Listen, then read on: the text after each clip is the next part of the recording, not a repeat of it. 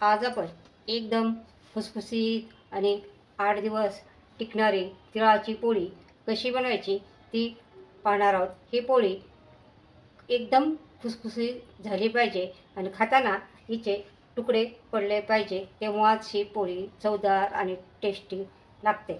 आता ही पोळी बनवताना कुणाकुणाचे काय काय प्रॉब्लेम होतात ते आपण पाहणार आहोत.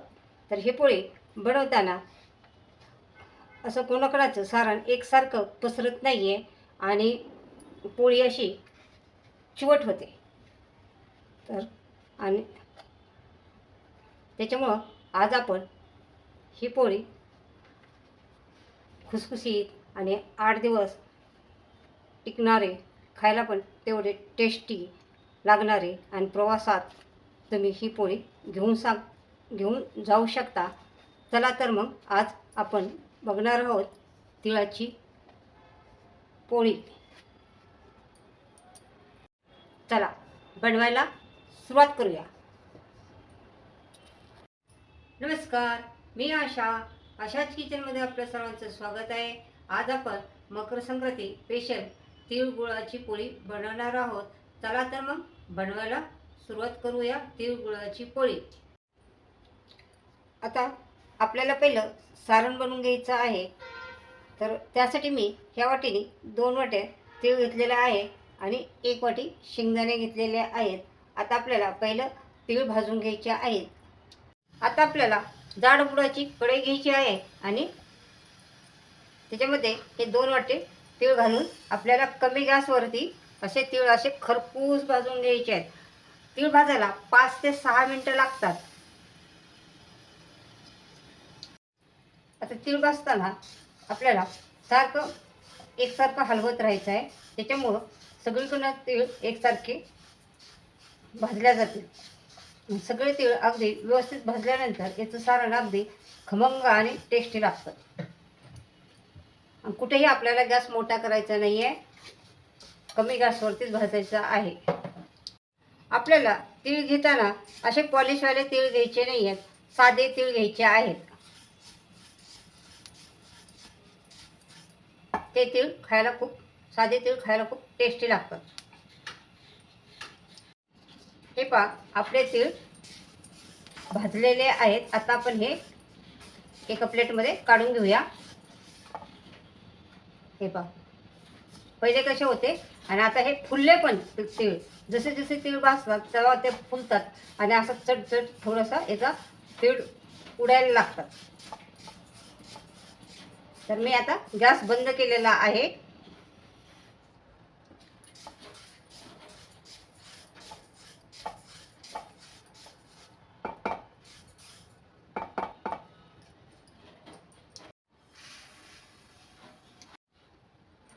आता आपण तीळ काढून घेतले. शेंगदाणे पण कमी गॅसवरती असे चांगले खरपूस भाजून द्यायचे आहेत.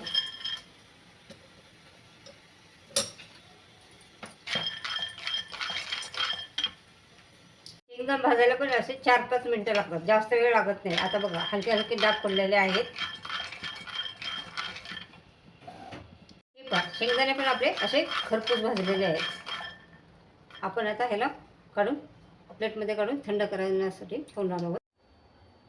आता आपले तीळ थंड झालेले आहेत. आता थोडे थोडे करून मिक्सरमधनं हे तीळ बारीक वाटून घ्यायचे आहेत. एकदम घालायचे नाही आहेत. पूर्ण थंड होऊन द्यायचे आहे त्याला.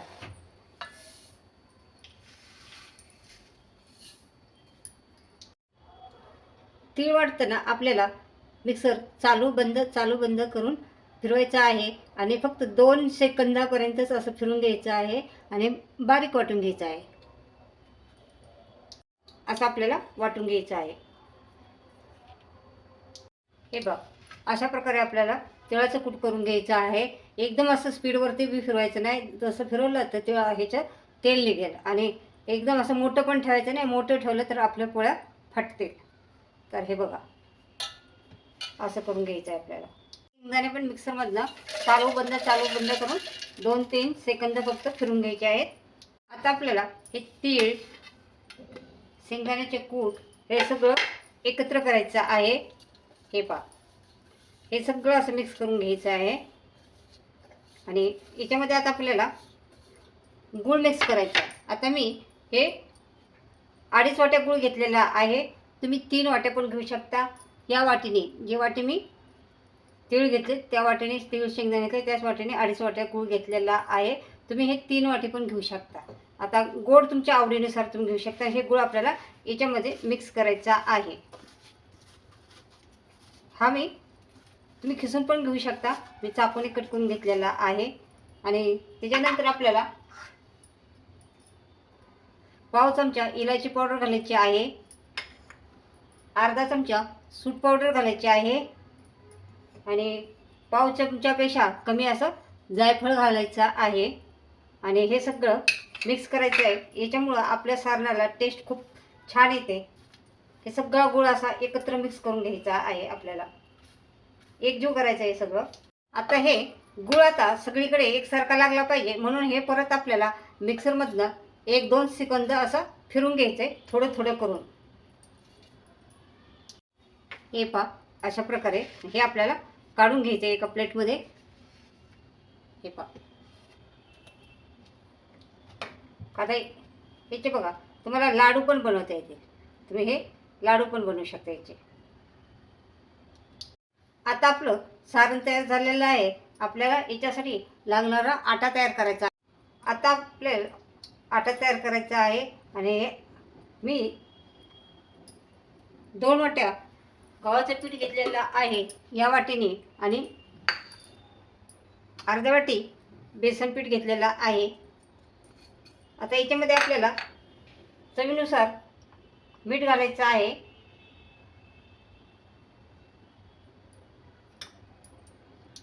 आता आपल्याला त्या वाटीने असं पाऊण वाटी इतकं तेल कडकडीत गरम करून घ्यायचं आहे. मी कडकडीत तेल गरम करून घेतलेलं आहे. हे तेल आपल्याला याच्यामध्ये घालायचं आहे,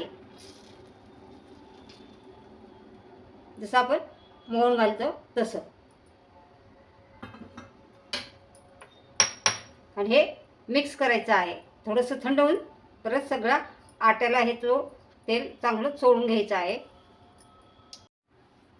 असं सगळं असं मिक्स करून घ्यायचं, एकजीव करायचं आहे. हे याच्यामुळं काय होणार आहे, आपली पोळी अशी खुसखुशीत होणार आहे. बेसनमुळं खुसखुशीत होणार आहे आणि तेलामुळं ही पोळी आपली 8 ते 10 दिवस टिकणार आहे. आता आपल्याला थोडे थोडे पाणी घालून हे आटा मळून घ्यायचा आहे. आटा आपल्याला एकदम सैल करायचा नाही, असं घट्ट मळून घ्यायचं आहे. आणि मळून ह्याला अर्धा तास रेस्ट करण्यासाठी ठेवायचा आहे. हा आटा आपल्याला अर्धा तास भिजायला ठेवायचा आहे. बघा, हा आटा जास्त असा घट्ट पण नाही झाला आणि खूप असा पातळ पण नाही झाला. अर्धा तास भिजल्यानंतर ते अगदी परफेक्ट होईल. हा अर्धा तास आपण भिजायला ठेवणार आहोत. आता आपला आटा चांगला भिजलेला आहे. आता हे आट्याला आपल्याला 1 चमचाभर तेल लावून घ्यायचं आहे.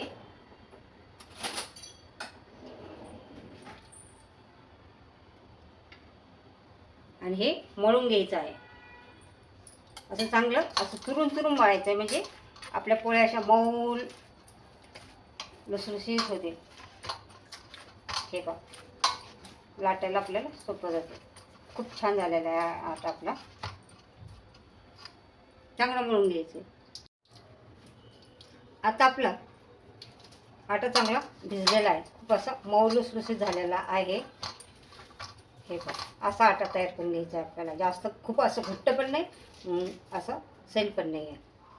आता आपल्याला हे लावण्यासाठी पीठ घ्यायचं आहे. त्यातलं मी निमं कूट काढून घेतलेलं आहे, निमं ठेवलेलं आहे. तेल घ्यायचं लावायला. आणि लाटण्यासाठी आपल्याला पाहिजे पळपूट आणि बेलन.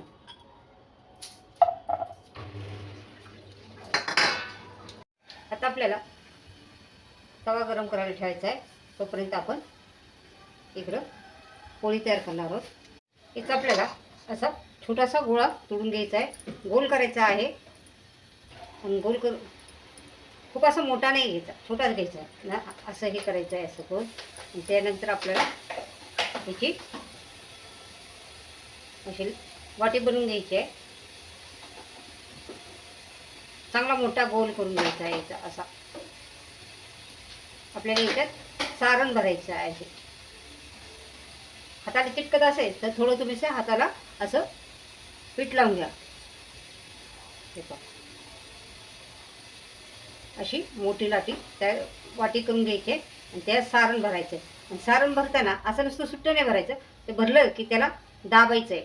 परत खाली आणखी परत दाबायचं. असं करत करत आपल्याला हे सारण भरून घ्यायचं आहे. हे पहा असं. आणि त्याच्यानंतर हे असं आपण हे करायचं. हे अंगठ्याने सारण आतमध्ये दाबायचं आहे. आणि हे आटा आपल्याला असा गोळा करून घ्यायचा आहे असा. आणि हे याची एक्स्ट्रा कणिक अशी काढून घ्यायची आहे. हे बघ. आणि हे असं या साईडला दाबायचं आहे आणि अशी चपटी करून घ्यायची आहे. हे म्हणजे ते सारण एकसारखं सगळीकडे पसरलं जातं. आता आपल्याला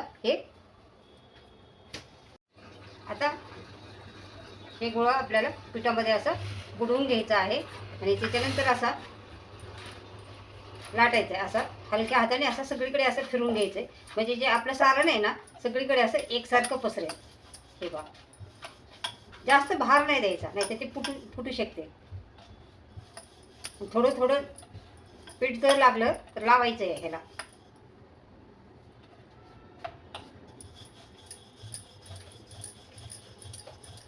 अशा पद्धतीने आपल्याला हे सगळीकडनं एकसारखी लाटून घ्यायची आहे.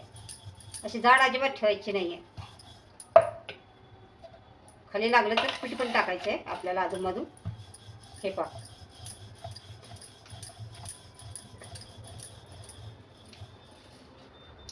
हे बघा आपली पोळी लाटून झालेली आहे. सगळीकडे एकसारखं सारण हे झालेलं आहे, पसरलेलं आहे बघा सगळीकडे असं.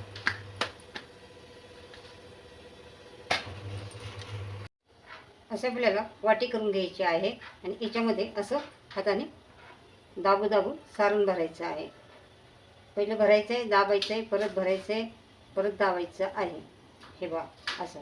जसं आपण पोळीचा उंडा कसा करतो पोळीचा, असं असं दाबून असं करायचं आहे. आणि असं हे करून सारण आतमध्ये हे करून आपल्याला जसा पोळीचा उंडा करतो तसा उंडा हा करून घ्यायचा आहे. वर आलेलं सारण अंगठ्याच्या आतमध्ये दाबून घ्यायचं आहे. हे पहा अशा प्रकारे आपला उंडा. आणि जर एक्स्ट्रा आहे ते आटा काढून घ्यायचा आहे आपल्याला.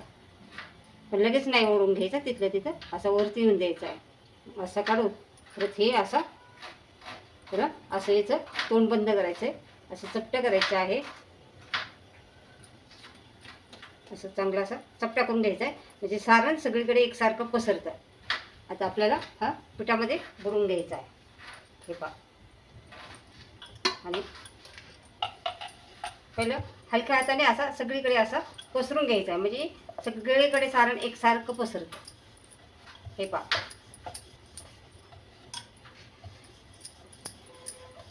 म्हणजे कुठं सारण कमी जास्त होत नाही आहे. शेवटपर्यंत सारण पोचतं यायचं. अधूनमधून आपल्याला आटा लावून पण लाटायचा आहे. हे पहा आपल्या पोळीचं सारण सगळीकडे एकसारखं पसरलेलं आहे. आता आपण पोळी भाजून घेऊया. खूप असं गरम करून घ्यायचा नाही आहे, मिडियम गरम झाला पाहिजे. आणि त्याच्यानंतर पहिलं आपल्याला तव्याला असं तेल लावून घ्यायचं आहे. कारण याच्यामध्ये गुळ असल्यामुळं पोळी तव्याला चिटकू शकते. म्हणून पहिलं आपण तव्याला थोडंसं तेल लावून घेणार आहोत. आता आपल्याला ही पोळी त्याच्यात घालायची आहे. हे पहा. तवा गरम झाला होता मग गॅस बंद केला होता. आणि पोळी तुम्हाला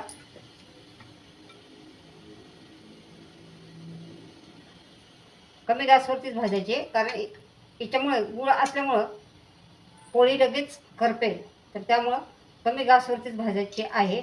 थोडेसे हलकेसे बबल्स आले की तुम्हाला ही पोळी थोडीशी अशी हाताने अशी ही करायची, फिरवायची आहे. आता हिला यायला लागलेत हलके हलके हलके, हे बघा. मग आपल्याला हलकी हलकी अशी फिरवायची आहे. तर सगळीकडे यायला लागलेत, कारण ती ही लगेच करपते पोळी. आता आपण हिला पलटी मारणार आहोत. आले बऱ्यापैकी बबल्स आलेले आहेत, हे पहा अशी. त्याच्यानंतर आपण याच्यावरनं पण तेल घालणार आहोत, म्हणजे ते पोळी अशी करपत नाही आहे.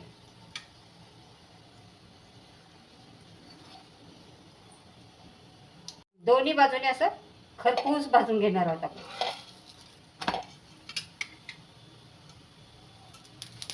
हे पहा,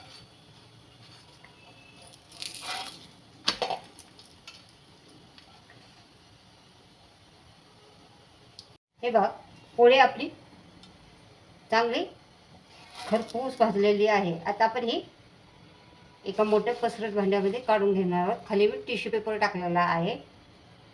चला तोपर्यंत आपण दुसरी पण पोळी भाजायला ठेवणार आहोत. हे पहा,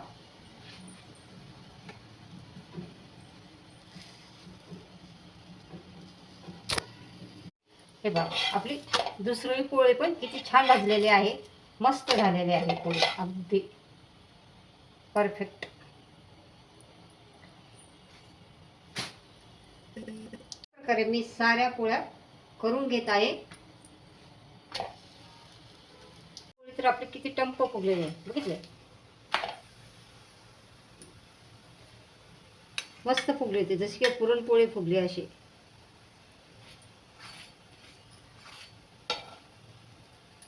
एवढी फुगली की ते मधून फुटले.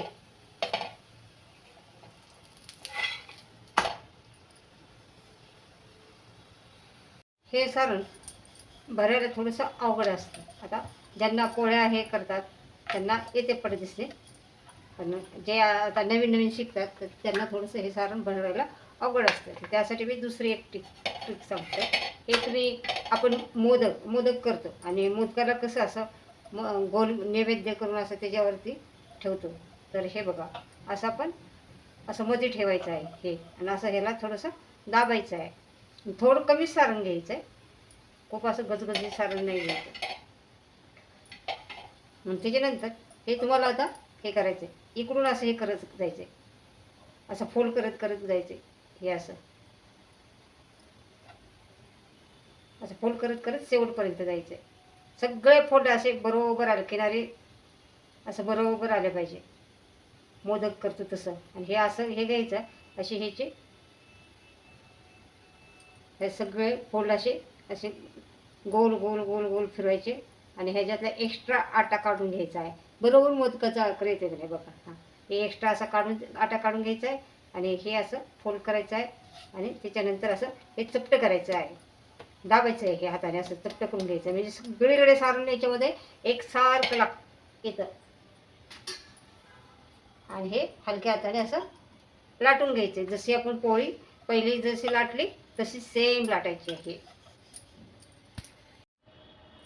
हे जर सारण राहिलं तर हे सारण कमीत कमी 2 ते 3 महिने टिकतं. आणि ह्याचे लाडू बी बनवले तर 2 ते 3 महिने टिकतात. तर असं सारण जरी बनवून ठेवलं तर तुम्हाला जेव्हा पाहिजे तेव्हा तुम्ही पोळ्या करू शकता. अशा प्रकारे मी 7 पोळ्या करून घेतलेल्या आहेत. हे पहा, टोटल 7 किती छान झालेल्या आहेत. दिसायला कलर पण किती छान आलेला आहे. आणि ह्या पोळ्या तुम्ही प्रवासामध्ये पण घेऊन जाऊ शकता. आणि खूप असे हे झाले ते अशा असे लुसलुसीच नाही झालेल्या, मस्त खुसखुशीत झाल्या त्या. आणि ह्या पोळ्याचा असा हाताने तुकडा पडला पाहिजे.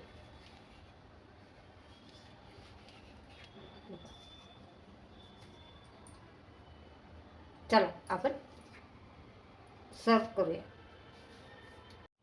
आज आपण एकदम खुसखुशीत आणि 8 दिवस टिकणारी तिळाची पोळी बनवली आहे.